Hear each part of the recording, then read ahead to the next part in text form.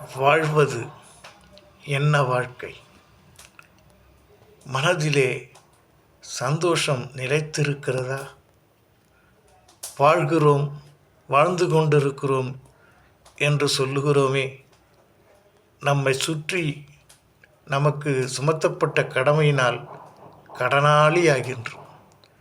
ஒவ்வொரு கடனையும் செய்து முடிப்பதற்குள்ளே நாம் நொந்து நூலாகி விடுகிறோம்.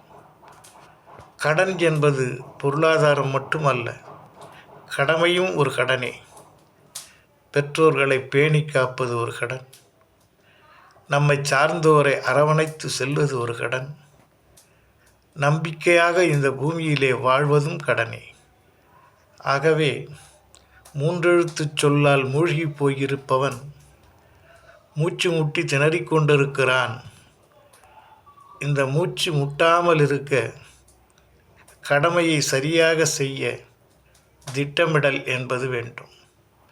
திட்டத்தை சரியாக வகுக்க நல்ல ஆலோசனையும் வேண்டும்.